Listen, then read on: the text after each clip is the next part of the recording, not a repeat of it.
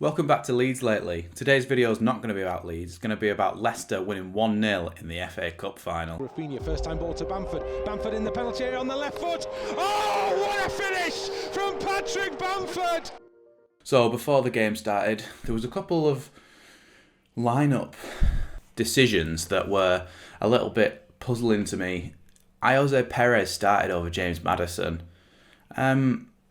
In the end, James Maddison came on later in the game, so maybe that was always the game plan, but it just seemed to me like you would want James Maddison even if he's been out of form recently. I just feel he could produce a little bit of magic more. He's more likely to than what Perez was. Perez didn't really have an effect on the game. From Chelsea point of view, Reece James started at right centre-back in a 3 rather than at right wing-back, and Azpilicueta is obviously then pushed out to the right wing-back position. This was, as we discovered soon into the game, to combat against Jamie Vardy because of his pace in behind, and they were probably Tuchel thought that Azpilicueta wouldn't really have the pace to deal with that. Reece James played very well there, to be fair, but Azpilicueta he didn't provide as much a threat that what James would have done on that right wing back position. So it's a bit swings and roundabouts really. You have one or the other, and both are slightly negatively impacting you. But obviously Tuchel went for the more cautious option and wanted James marking Vardy because of Vardy's pace in behind. The first 10 minutes was a bit cagey. Neither team really dominated on the ball. Chelsea had a little bit more of the possession, but never really created anything that you would say was a gilt-edged opportunity. Leicester were defending well with Evans, Soyuncu and Fofana as the 3 centre-backs. And like I say, neither team really managed to get on the ball for consistent periods of time. Chelsea, like I say, had the better, but didn't really create enough to say that they should have scored. In the 20th minute, Mount showed his class and quality that we know he has again, where a ball was floated over to him, sort of near the right-hand side of the box, and he just stuck a leg up and sort of flicked it over the next defender to his right wing back, which was, like I've mentioned, Azpilicueta. It was just one of those things where you think that is a tasty bit of skill, and he's already class now, but in a few years' time he's going to be absolutely unbelievable, and I think probably has to start at the Euros given the season that he's had. About halfway through that first half, about 25 minutes in, I noticed that Leicester seemed to be a little bit outnumbered in that first half. It seemed like a theme of the first half for me is that Leicester didn't have enough players in midfield. Now they were playing a 3-4-1-2, 3 centre backs, wing backs on either side with 2 central midfielders, Perez beyond, and then Vardy and Iheanacho up beyond that. Tielemans and Ndidi in the midfield. There was only 2 of them, so when Chelsea had 3 in there, it always felt like Chelsea had an extra man.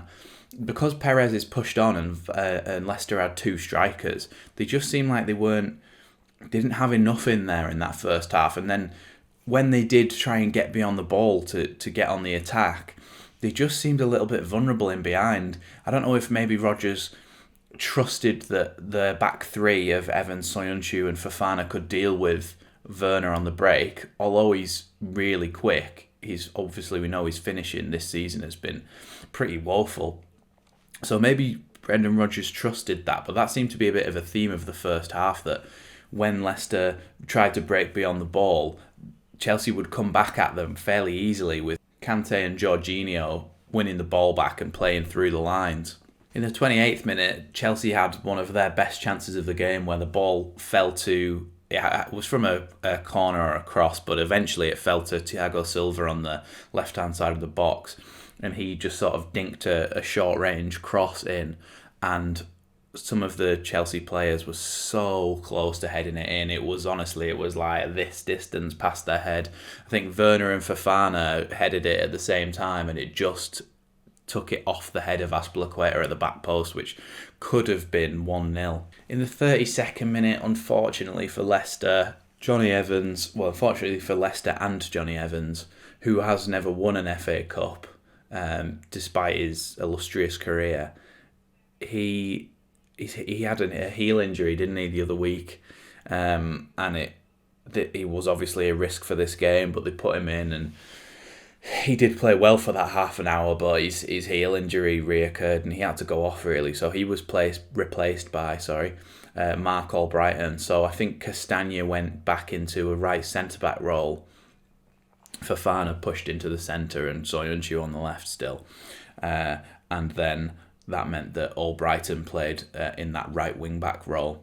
In the 39th minute, I noticed that there was a few, shall we say, tasty tackles flying in. Some of the tackles that were flying in were a bit dodgy, a bit like, oh my god, don't do that in an FA Cup final. I think that was roughly in the period where Tielemans picked up his yellow card, that luckily he didn't manage to get a red card later on in the game, which I actually predicted on my Twitter that I thought he was going to get one, because he'd made that yellow card challenge, and in the second half he was still making some challenges that you'd think, in the Premier League, do you get that as a yellow card? I think you do. But yeah, so there was a few little bit of niggly tackles and people flying in a little bit on each other, but nothing major broke out from that. And then just before half time, you had that chance where Tielemans dinked a ball over the top and Vardy tried to get a head on it, and he just sort of he was trying to glance it on because of the situation that it was in. It was probably his best option, but what he did was he glanced it, but it was just not enough of a touch and it just sort of bounced wide. But that was Leicester's probably one of their best chances of the first half. At the start of the second half, Leicester started to come into their own a little bit more. Like I say, in the first half, they couldn't really get on the ball that much, but in the second half, they started to control the possession a little bit more, and get on top of Chelsea a little bit. And they did have a few chances, a couple of Tielemans balls whipped into the box, defended very well by Thiago Silva, who at the age of 36 is still a consummate professional. His positioning is one of by far his best attributes.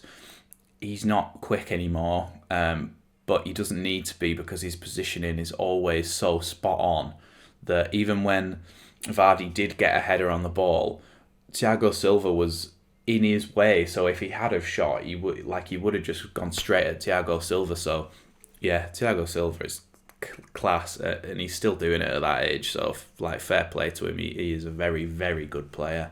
And in the 63rd minute, we got the game-winning goal. Oh my God. Yuri Tielemans drives through the midfield and just whacks one. I think he must have been 35 yards out, and it just flies past Kepa Arrizabalaga, easy for me to say, into that top corner. Oh God, it was great. The thing is, it wasn't really, to me, it didn't really look like a full-on laces shot, but it was struck like one. It was almost the instep, like you would expect the ball to curl, but it just arrowed straight, like a trajectory that was like one of those that rises slowly and goes into the top corner. Brilliant finish. The Leicester fans, oh yeah, I forgot, the fans were there. There were fans in the stadium, and God, it made it better. The fact that there's no delayed, when somebody misses a shot and it's actual fans there, you could see them in the crowd, they're actually there, they are real, and they're going mental when the goal goes in. Yeah, absolutely fantastic goal. And if you're going to win an FA Cup final, that is how you do it. Take a bow, Yuri Tielemans. He's class, and he's going to get even better because he's not old. I think he's only 23, 24 maybe. So not even in his prime yet, you'd say. He's going to be absolutely class in the next few years to come. Personally, I hope players like that who are that good stay at Leicester. And that way Leicester can keep progressing onto that next level. I think when Jamie Vardy retires, they'll have to sign another striker, because although Iheanacho's been very good this season, you can't just rely on him, because he's not. You wouldn't say he was your 15 goal a season striker that you want to have in that position in the league. But like I say, if they can keep hold of people like Tielemans, then they'll keep going on to that next level, and I really believe that. But after that, there was a flurry of substitutions. Iheanacho came off for Maddison, and that meant that Leicester only had one up top, which is what I was saying before, and obviously that meant that Maddison dropped into midfield. So there was Perez and Didi, Tielemans, and Maddison in that midfield, which is what I was saying before about how if they added one or two extra men in midfield, then they could really start to control the game. As it came to be, when he did get brought on, Maddison, it was more of a defensive shift that he was expected to do, and maybe he was expected that if he did get a chance, he might take it just because of how sort of a mercurial talent he can be. Then Pulisic, hopefully somebody will at some point decide on the pronunciation of that name, came on with Ben Chilwell, who obviously signed from Leicester to Chelsea for 50 million in the summer. So this one was a bit of a, every time he got the ball he was booed, but we'll come back to that.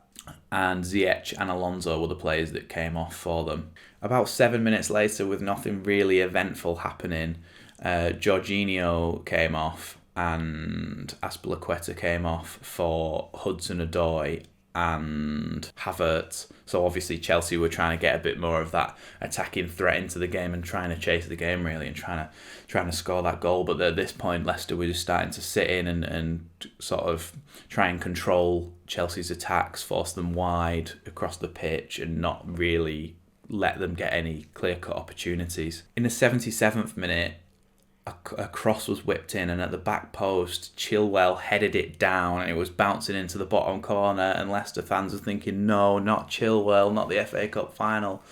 Kasper Schmeichel flies across and tips it out wide. Oh my God, it was a class save. It looked like it really was going in that bottom corner, and that's when you need your keeper in situations like that. The FA Cup final late on, Kasper Schmeichel really saved Leicester with that save. In the 81st minute, Werner came off, Giroud came on, Chowdhury came on, and Wes Morgan came on, obviously the captain that won the Premier League in 2016, 37 now, but it was good to see he got a chance to play in the FA Cup final and obviously to win the FA Cup final with his team on the pitch. So Perez and Luke Thomas, the 19-year-old, came off for them too. So at this point, as you can imagine, Chelsea have brought all their attacking players. Leicester are starting to bring on defensive players and just sit in and, like I say, control and try and make them go side to side and backwards.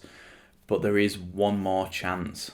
Two more chances for Chelsea, and they really are what saved Leicester to win this FA Cup final.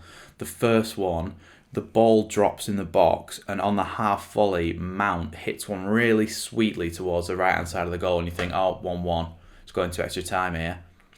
Kasper Schmeichel again. Given the magnitude of the game, given the timing in the game, and given how good the save actually was, it genuinely is one of the best saves I've seen in my life.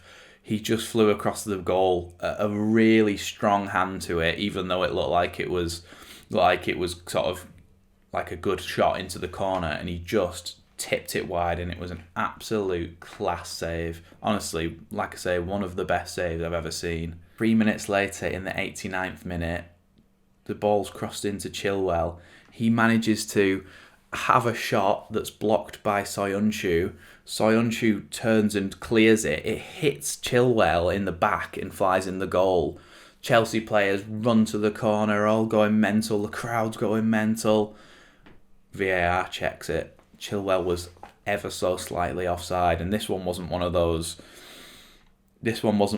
stupid VAR decisions that we've seen, like the Harry Kane one against Leeds last week. He was offside. You could see a clear gap between the lines, and you would have been able to see that from a still without even having the lines there, to be honest, because one was in line with the box and the other one was just behind him. But they won it. That was it. It didn't count. They won the game, and yeah, it was a win for Leicester. They brought down the owner, obviously, a few years ago. The owner's dad died in that helicopter crash, tragically. So for his son to be sat there, he was nearly in tears, I think, and it was just a lovely moment for an owner who actually shows his face at the games, an owner who actually cares. to be brought down onto the pitch and to celebrate alongside the players. Kasper Schmeichel brought him down, and he was just buzzing. They absolutely loved it. The players were all going mental. Their first FA Cup final.